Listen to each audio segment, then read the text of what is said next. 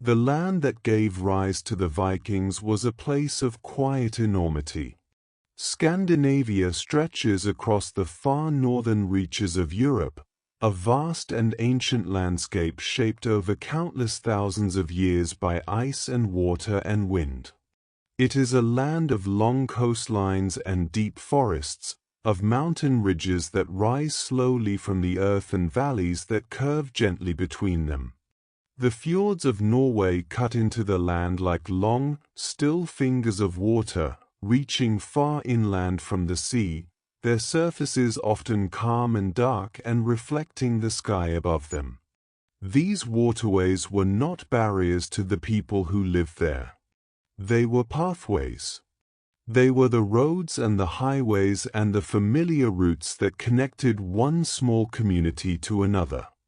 The geography of this part of the world is deeply varied, and yet it holds a certain quiet consistency throughout.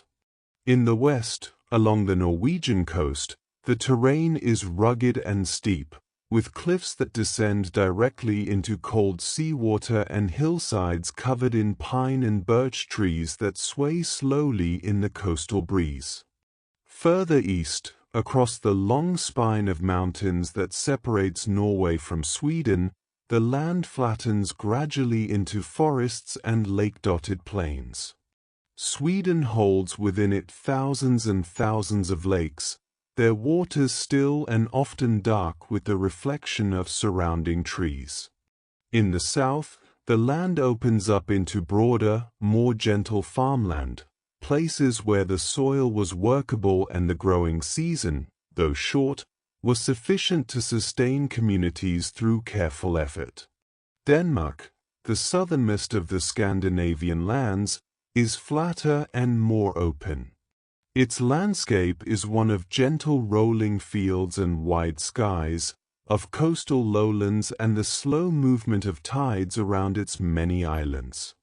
It was from these varied landscapes that the people we now call Vikings emerged, not as a single unified group with one identity, but as many different communities spread across a wide and quiet land, each shaped in its own way by the particular geography they inhabited.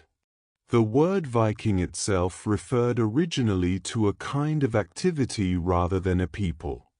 To go a Viking was to go out on an expedition, to travel by sea for purposes of trade or exploration or, sometimes, raiding. Not everyone who lived in Scandinavia during this period went a Viking. Most people stayed close to home, living quiet and largely unremarkable lives shaped by the rhythms of the seasons and the demands of the land. It is worth remembering this, because the image we often hold of this era is one of constant movement and dramatic action, when in truth the texture of most lives was something much quieter and more ordinary. A typical settlement in the Viking Age was a small and close-knit community, built in a sheltered location, often near water, often surrounded by the natural contours of the land. Farmsteads were the basic unit of life. A family would occupy a farm that consisted of several buildings arranged around a common yard, and the work of maintaining that farm was the central occupation of nearly everyone who lived there. There were animals to tend, cattle and sheep and goats and pigs, chickens that wandered the yard, horses kept for transport and work. There were fields to prepare and plant and harvest during the brief warm months. There was firewood to cut and stack, water to carry, clothing to make, tools to repair. The longhouse was the heart of the Viking settlement. These buildings were remarkable in their simplicity and their practicality. A longhouse was, as its name suggests, long, sometimes very long, stretching 30 or 40 meters or more from end to end. It was built of wood and turf, with thick walls that held warmth against the cold of northern winters.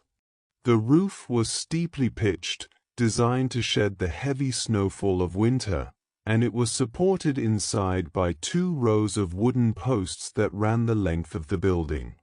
The floor was beaten earth, sometimes covered with straw or rushes for warmth and comfort. Along the walls, raised platforms served as both seating during the day and sleeping areas at night, covered with animal skins and woven blankets. At the center of the longhouse ran a long hearth, a shallow trench filled with stones in which a fire burned almost continuously through the colder months. This fire was the source of warmth and light and heat for cooking. The smoke it produced rose slowly toward the roof, filtering out through a gap in the ridge above, though it also lingered in the air of the building, giving everything inside a gentle smell of wood smoke that became simply part of the texture of daily life. Around this central fire, the life of the household unfolded in its quiet and repetitive way. Meals were prepared and eaten. Cloth was woven on upright looms positioned near the light of the doorway. Children played and learned. Elders rested and told stories.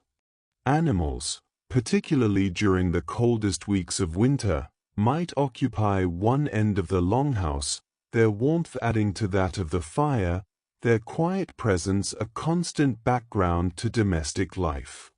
The food that people ate in this world was simple and seasonal. During summer and autumn, when the land was productive, there was a relative abundance. Fresh fish came from the rivers and the sea. Gardens and fields produced cabbages and onions, peas and beans, and various grains including barley and rye and oats. Wild berries were gathered from the forests and hillsides, blueberries and lingonberries and cloudberries, and preserved where possible for the lean months ahead. Dairy products were important. Cows and goats provided milk that was consumed fresh or turned into butter and cheese. Meat was eaten when animals could be spared, though much of the livestock was kept alive through winter and slaughtered only when necessary. Winter was the time of preservation and patience.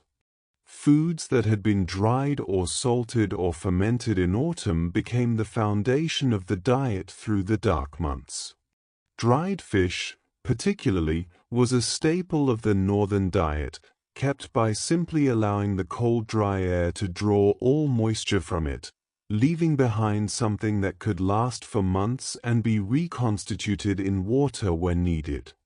Porridge made from boiled grains was a constant presence, warm and filling and requiring little in the way of preparation or skill. The rhythms of daily life were governed almost entirely by the seasons and by the quality of daylight available. In summer, the northern regions experience long days of nearly continuous light, and the energy of this time was directed outward, toward the fields, the sea, the repair and expansion of buildings, the cutting of hay to store for winter. In winter, when darkness covered the land for most of each day and cold settled deeply into the landscape, life contracted inward toward the warmth of the longhouse. This was the time for crafts and storytelling, for planning and reflection, for the slow work of maintaining tools and equipment through the months of quiet. Clothing was made within the household, and the making of it was a significant occupation, particularly for women. Wool from the sheep that grazed on the hillsides was washed and combed and spun into thread using a drop spindle, a simple and ancient tool that could be used while walking or sitting or talking. The thread was then woven on a warp-weighted loom into fabric that was cut and sewn into garments. A typical adult might wear a long linen undergarment next to the skin, with woolen outer garments layered over it for warmth. Cloaks were fastened with pins or brooches, often beautifully made and considered items of personal pride. Footwear was simple leather, shaped to the foot and stitched together. The work of ironworking was an important craft in these communities. Iron tools and weapons and household implements were made by smiths who heated iron ore in small furnaces and hammered the resulting metal into shape. The smith occupied a particular position in Viking society, respected and valued, the maker of the tools that made daily life possible. Axes and knives and agricultural implements, fishhooks and needles and cauldrons for cooking, all of these came from the smithy. The work was demanding and skilled, requiring knowledge of temperatures and metals and the particular qualities of different kinds of iron. Wood was the other great working material of the Viking world. In a landscape covered with forests, wood was abundant and versatile, and Viking craftspeople developed extraordinary skill in working with it. Buildings were constructed from timber. Boats were built from it. Furniture, tools, bowls and containers, sledges and carts, all were shaped from the various trees that grew across Scandinavia. Oak was prized for its strength and durability. Pine was used for its straightness and its natural resistance to moisture. Birch was flexible and useful for smaller items. The particular qualities of different woods were well understood, and skilled woodworkers could shape and join and carve timber into forms of remarkable elegance and practicality. The sea and the rivers were woven into the fabric of Viking life in ways that went far beyond simple geography. For communities living along the coast or beside navigable waterways, water was a constant companion and a fundamental resource. Fishing was practiced almost everywhere. Nets were woven and maintained. Boats of various sizes were built and kept in careful repair. Even people who did not travel far from home were likely to spend time on the water, moving along the coast to visit neighboring communities, carrying goods and people and animals between settlements. The skills required to manage a boat in northern waters, to read the weather, to navigate by stars and landmarks, to understand the behavior of currents and tides, were widely distributed through these communities, not the exclusive province of adventurers or warriors. The boats that the Vikings built were among the most remarkable watercraft ever made. They were constructed using a technique called clinker building, in which overlapping planks were fastened together with iron rivets to create a hull that was both strong and flexible. This flexibility was important in open water, where a rigid hull might crack under the stress of waves, while a flexible one could bend and recover. The planks were cut from oak logs along the grain, giving them a natural curve that could be shaped into the gentle lines of the hull. The result was a vessel that sat low in the water, with a shallow draft that allowed it to navigate rivers and land directly on beaches, and with the capacity to cross open ocean when conditions permitted. The largest of these vessels, the longships, were built for speed and range.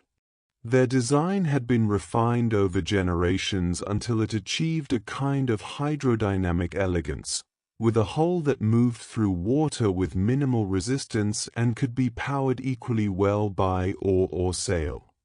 The square sail, made of wool or linen, caught the wind efficiently on downwind passages. When the wind was unfavorable, the crew could take to the oars, rowing in steady rhythm to maintain progress. These ships could be carried over land between waterways when necessary. They required a crew that worked together with practiced ease, each person knowing their role in the management of the vessel. The voyages that Viking sailors undertook were considerable achievements of navigation and endurance. Setting out from Scandinavia, they traveled westward across the North Sea to Britain and Ireland, southward along the coasts of France and Iberia, eastward through the river systems of what is now Russia and Ukraine, and eventually as far as the Middle East by river and portage. They reached Iceland and settled it. They crossed from Iceland to Greenland and established communities there. From Greenland they reached the coast of North America, making landfall in a place they called Vinland, centuries before other European explorers made similar journeys. These voyages were not made blindly. Viking navigators possessed a practical and effective understanding of the sea and the sky. They could read the stars for direction on clear nights. They understood the behavior of ocean swells and could detect the presence of land beyond the horizon from the behavior of birds and the color and temperature of the water. There is evidence that they used a kind of solar compass, a tool that could indicate direction even in overcast conditions by tracking the position of the sun through thin cloud cover. They carried with them a deep accumulated knowledge of the routes they traveled, passed from navigator to navigator through careful oral tradition. When Viking sailors arrived in new places, their purposes varied considerably. The raiding that features so prominently in popular memory was a real phenomenon, particularly during certain periods and in certain regions. Monasteries and coastal settlements in Britain and Ireland were indeed attacked, their portable wealth carried away by swift-moving groups who arrived unexpectedly and departed before effective resistance could be organized. These events were dramatic and frightening for those who experienced them, and they were recorded by monastic scribes with understandable alarm, which is part of why they are so prominent in the surviving historical record. But raiding was only one of many activities. Trade was perhaps more fundamental and more continuous. Viking merchants traveled the same sea routes as raiders, carrying goods for exchange rather than plunder. From Scandinavia they brought furs, amber, walrus ivory, dried fish, and slaves taken in raids or wars, goods that were valuable in the markets of Britain, France, the Mediterranean, and the Middle East. In return they brought back silver, silk, spices, wine, and other luxury goods that could not be produced at home. The trading centers that developed along these routes, places like Hedeby in Denmark, Birka in Sweden, and Kaupang in Norway, were cosmopolitan places where people from many different backgrounds met and exchanged goods and ideas. The social structure of Viking communities was layered and nuanced. At the top of the hierarchy were the kings and jarls, the powerful chieftains and rulers whose authority rested on a combination of military strength, accumulated wealth, inherited status, and the loyalty of their followers. Below them were the free farmers, the corals, who owned their land and participated in community decision-making, who could bear arms and had legal rights and responsibilities. At the bottom of the social order were thralls, enslaved people who had been captured in raids or born into bondage, who had no legal status of their own and whose lives were entirely subject to the will of their owners. The legal systems of Viking societies were not the absolute monarchies of later periods. Much decision-making took place in the Thing, a regular assembly where free men gathered to settle disputes, make laws, and handle the affairs of the community. These assemblies were held outdoors, often at traditional gathering places that had been used for generations. The Thing was a forum for argument and negotiation, where skilled speakers could influence outcomes through the force of their words and the quality of their reasoning. Legal disputes were settled through processes that involved testimony, oath-taking, and sometimes ordeal, with the assembled community serving as witness and arbiter.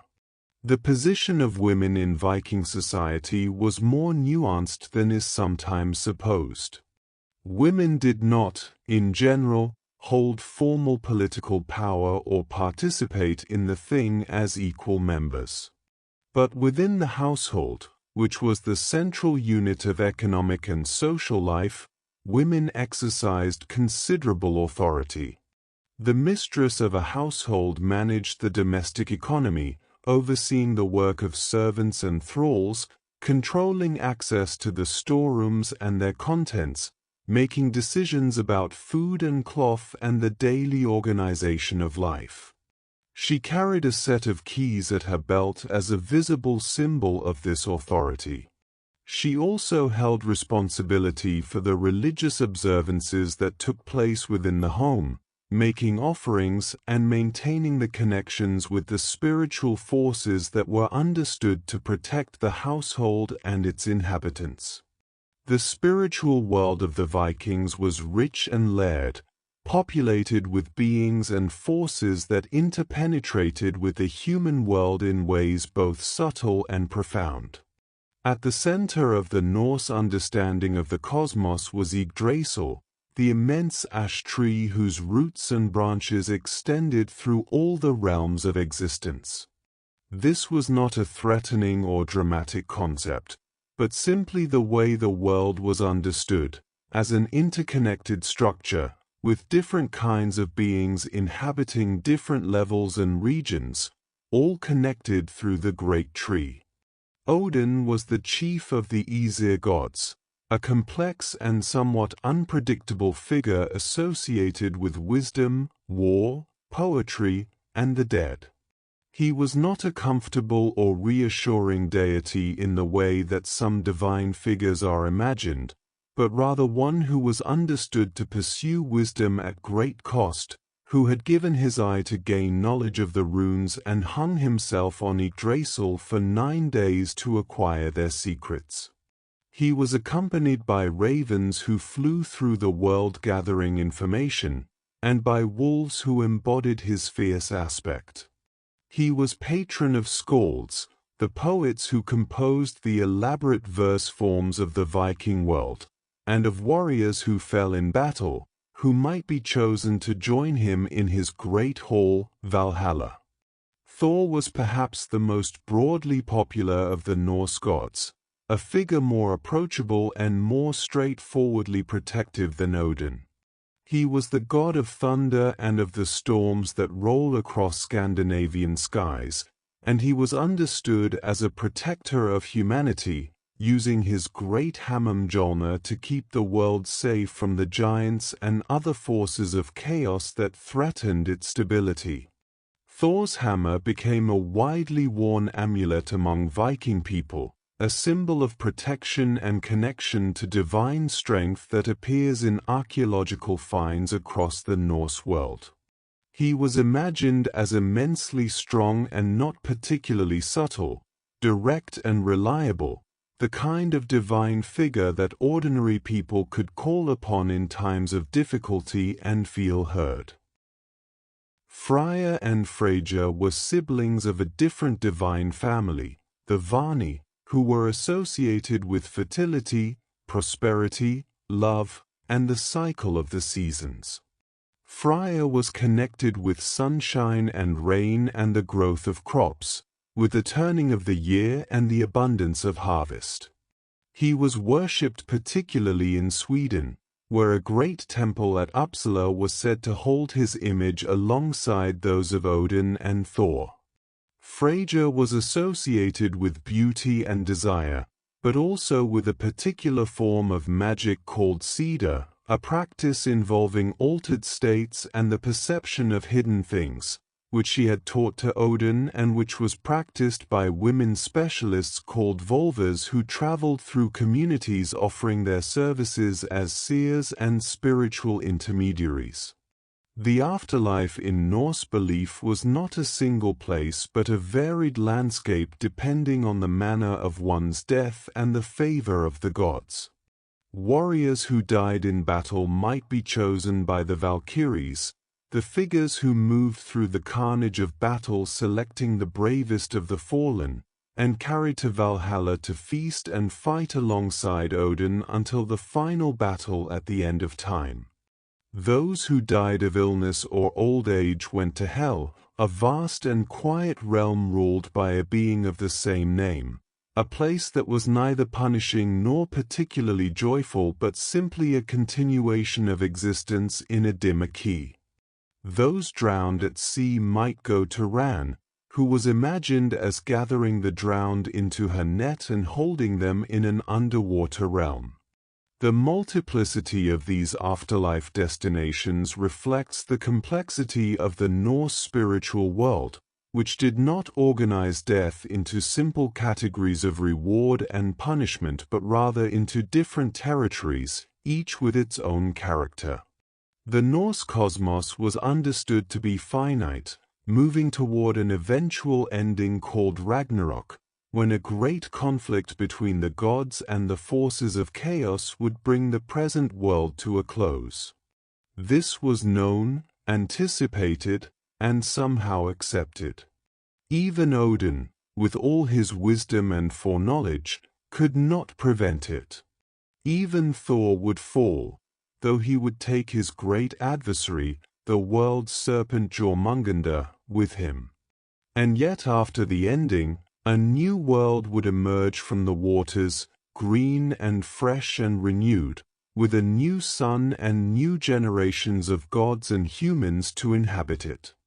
This cycle of ending and renewal gave the Norse understanding of time a quality that was neither purely tragic nor purely optimistic but something that held both within it simultaneously, with a kind of patient acceptance of the way things are. The myths and stories of the Norse world were transmitted orally for long generations before being written down, primarily in Iceland during the 12th and 13th centuries.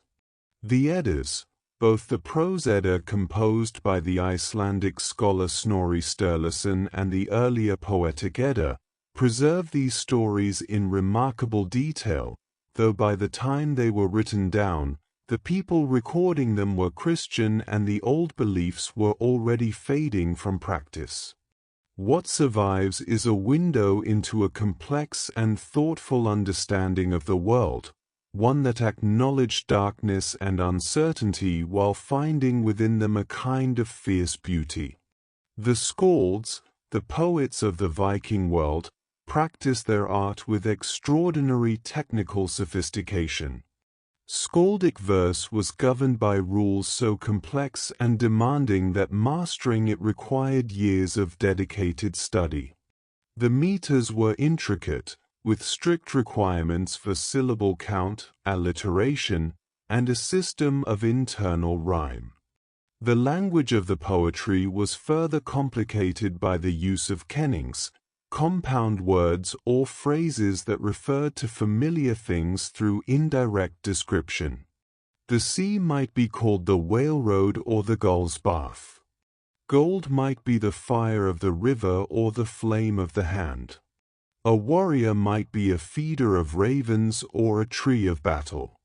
These kennings were not mere decoration but a kind of compressed poetry within the poetry, layering meaning upon meaning in ways that rewarded careful attention. Skalds accompanied the great chieftains and kings, composing poems in their honor that celebrated their military achievements and their generosity, their lineage and their qualities as leaders. These praise poems were both artistic creations and political tools, establishing and maintaining the reputation of powerful men in a culture where reputation was a form of currency. A skald who composed a brilliant poem about his patron's deeds contributed directly to that patron's standing in the world.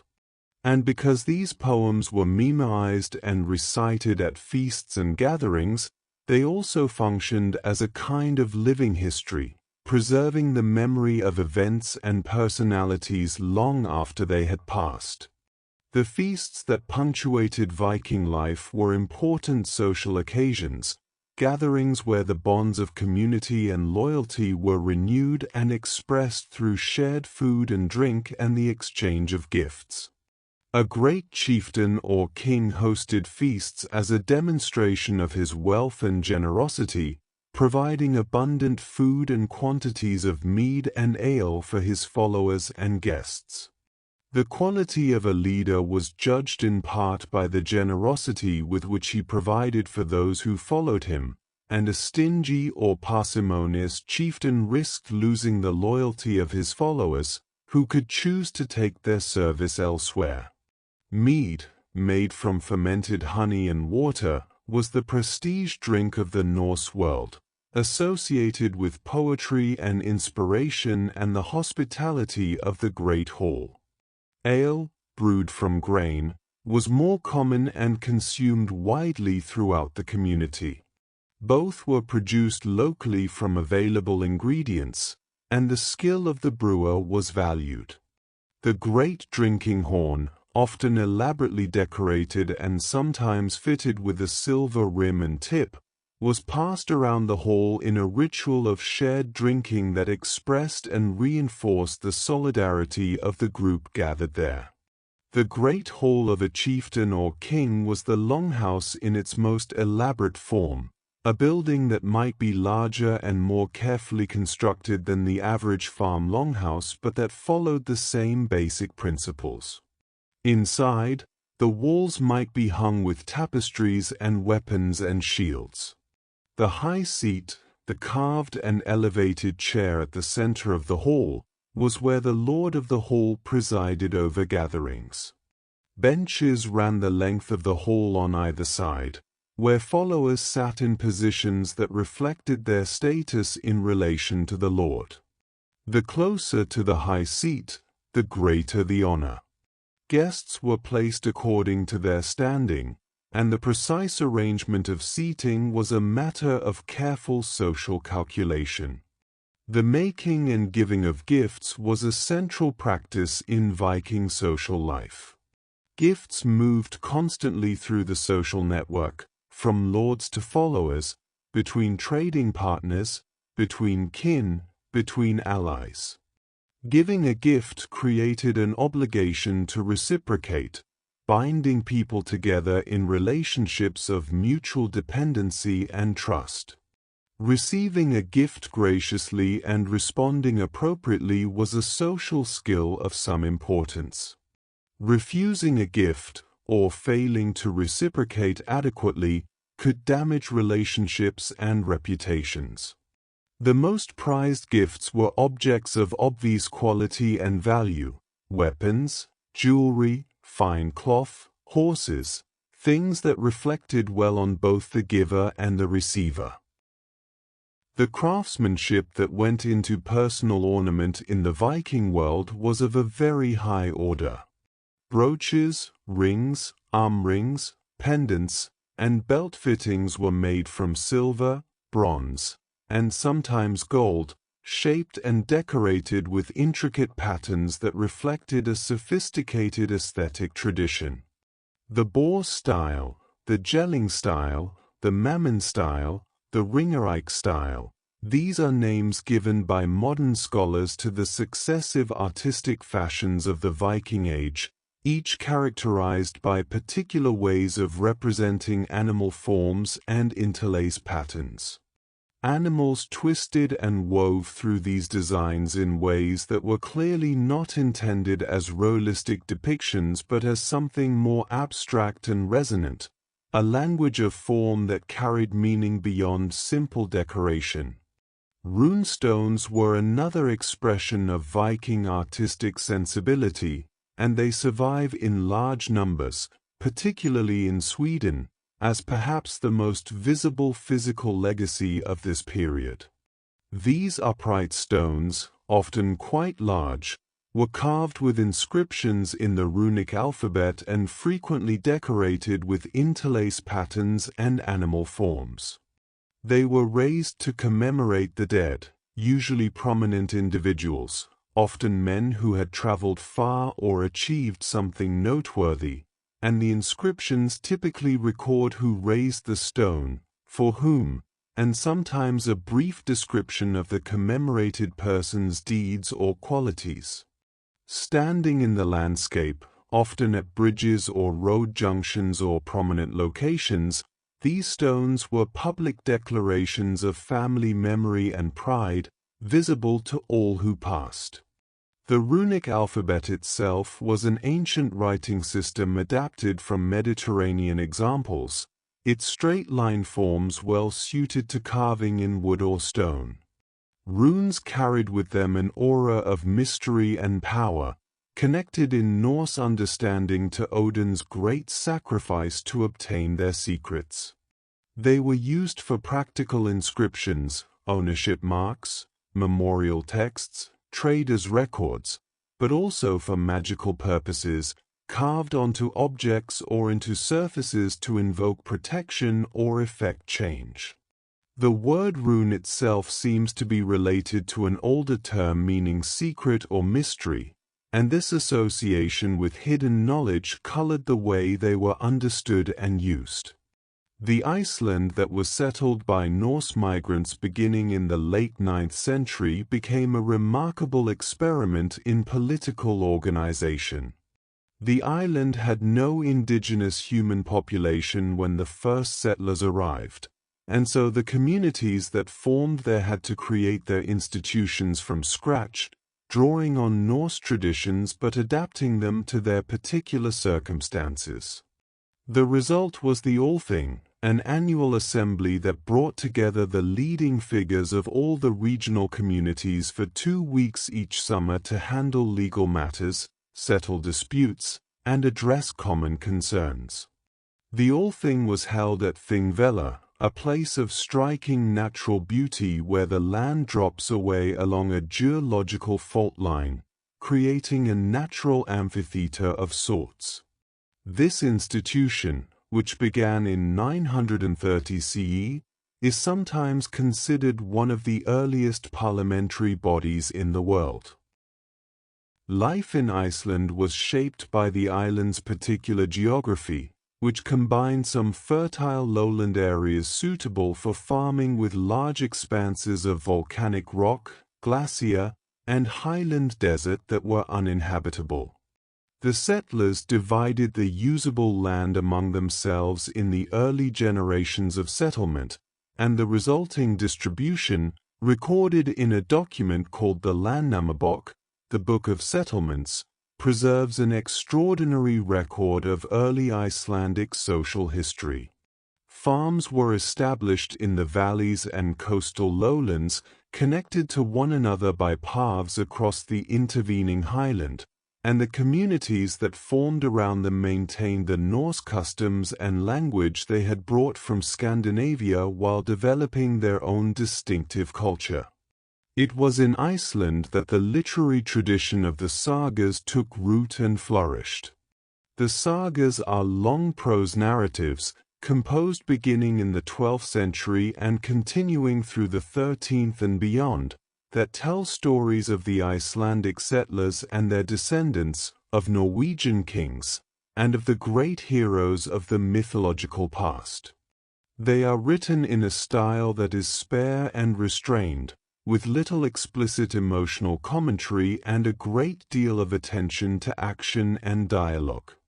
The laconic quality of saga prose, its tendency to report terrible or wonderful events in the same measured tone as mundane ones, gives it a particular character that has fascinated readers ever since these texts began to circulate beyond Scandinavia. The saga world is one of family honor and dispute, of the complicated negotiations between individual will and social obligation, of the long consequences that flow from a single act of violence or generosity or betrayal. Characters in the sagas are often caught between competing loyalties, to their family, to their lord, to their friends, to their own sense of what is right. The outcomes of these conflicts are not always what a reader might hope for. The sagas do not generally offer tidy resolutions or clear moral lessons. They record, in their flat and careful way, what happened, and they leave the judgment largely to the reader. The Greenland settlements established by Eric the Red in the late 10th century brought Norse communities to the edge of what was then known and navigable. Greenland is a vast island, largely covered by an immense ice sheet, with habitable land confined to a strip along the southwestern coast where the climate was marginally more hospitable. The Norse settlers who came here established farms in the fjords, raising cattle and sheep on the narrow bands of pasture between water and ice, supplementing their diet with the products of hunting and fishing. They maintained connections with Iceland and Norway for several centuries, trading walrus ivory and other Arctic products for the iron, timber, and luxury goods they could not produce themselves. From Greenland, the Norse explorer Leif Erikson sailed westward around the year 1000 CE and made landfall on a coast he called Vinland, almost certainly some part of the North American coastline. The Norse settlement found at Lance Auxiliary Meadows in Newfoundland, Canada, excavated in the 20th century, represents the physical remains of this contact, a small cluster of buildings constructed in the Norse manner, occupied for perhaps a decade before being abandoned. Why the settlements in Vinland did not persist is not entirely clear. The distances involved were very great, the indigenous populations of the Americas were numerous and capable of resistance, and perhaps the resources available in Vinland did not justify the difficulty and expense of maintaining contact across such an expanse of ocean. The trade routes that Viking merchants developed across the vast river systems of what is now Russia and Ukraine were as significant in their own way as the westward voyages.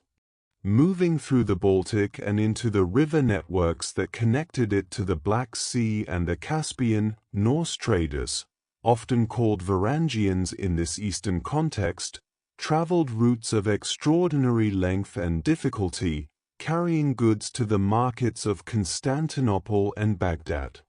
They encountered the Byzantine Empire at its height, a sophisticated and wealthy civilization that was both a trading partner and sometimes an employer. The Byzantine emperors kept a guard of Norse warriors, the Varangian Guard, who were valued for their ferocity and their loyalty to employers outside the web of Byzantine political intrigue. The silver that flowed back along these eastern trade routes into Scandinavia is visible in the archaeological record in the form of buried hoards, collections of coins and hacksilver, silver objects cut into pieces to be used by weight, deposited in the ground by their owners and never recovered. These hoards were found across Scandinavia and the islands of the Norse world, buried for safekeeping during times of uncertainty and left in the earth when the owner did not survive to retrieve them. The coins in these hoards come from extraordinarily diverse origins: Byzantine, Arabic, German, English, Irish, reflecting the wide-ranging connections of the Norse trading world. The conversion of Scandinavia to Christianity was a gradual process that unfolded over the course of roughly 2 centuries, beginning in the late 9th century and largely complete by the end of the 11th. It did not happen all at once or through a single dramatic event, but through a slow accumulation of contacts, pressures, and individual decisions. Norse traders and mercenaries encountered Christianity in the lands where they traveled and sometimes adopted it, returning home with new beliefs. Missionaries from the Frankish Church made their way north.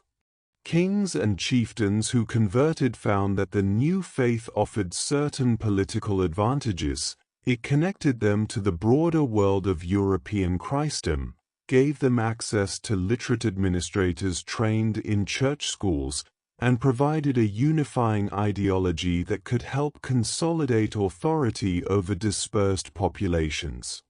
The transition was not without friction. There were communities and individuals who held firmly to the old ways, and there are accounts in the sagas of conflicts between those who had accepted the new faith and those who had not.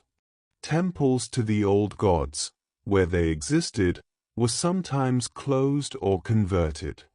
The Great Temple at Uppsala, described by medieval writers as a place of rich offerings and elaborate religious observance, is said to have been dismantled in the late 11th century. But the old stories and the old names did not disappear entirely.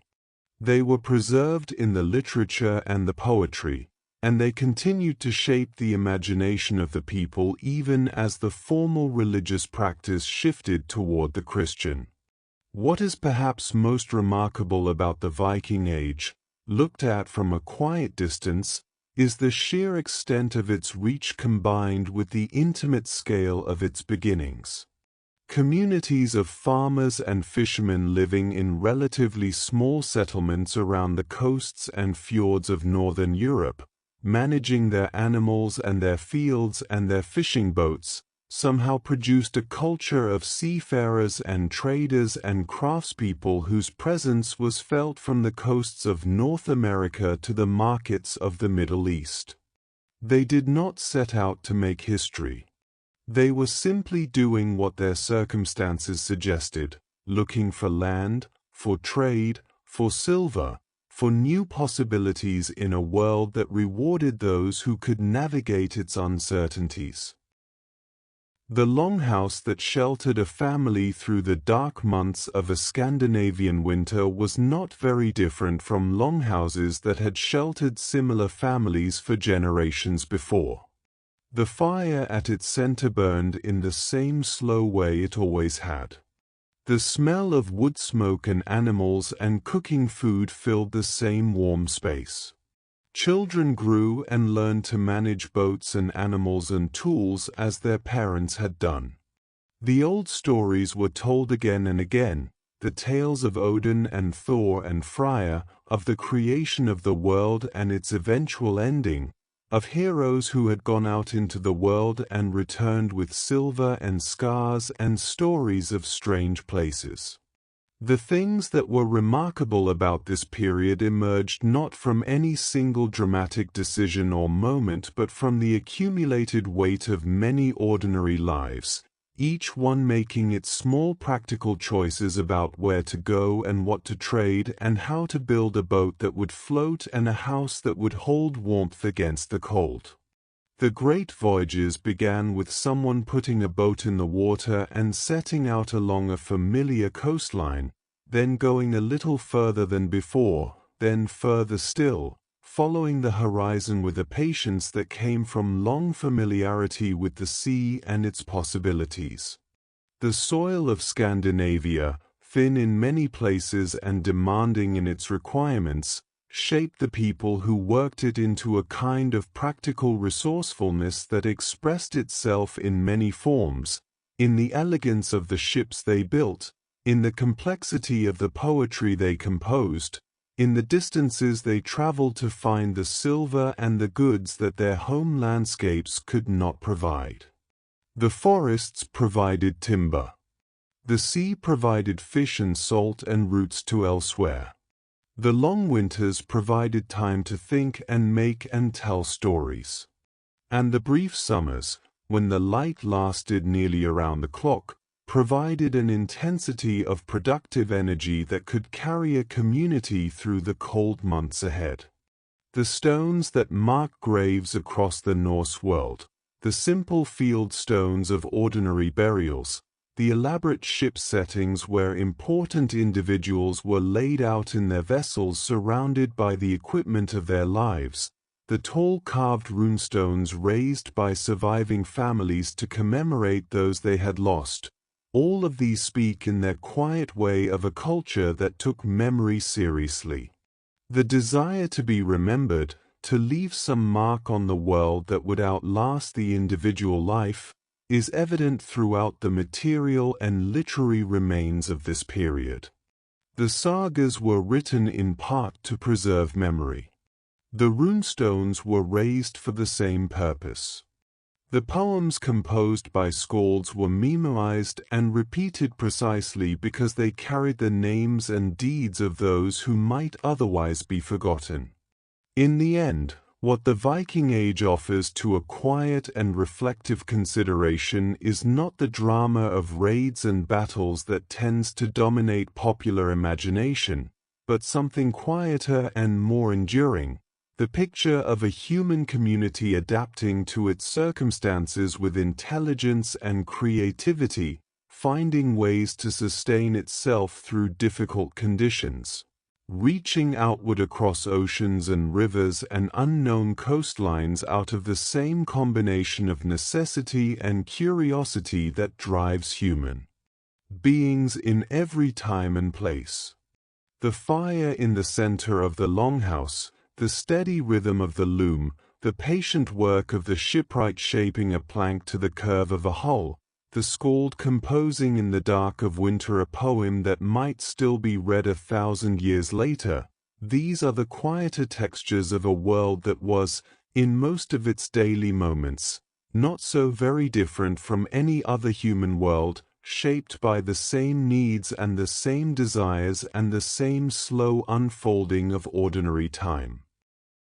The northern lights that sometimes moved across winter skies above these communities, the aurora borealis, those shifting curtains of green and pale violet that appear when solar particles interact with the upper atmosphere, were understood in Norse thought as the light reflected from the shields of the Valkyries as they rode across the heavens.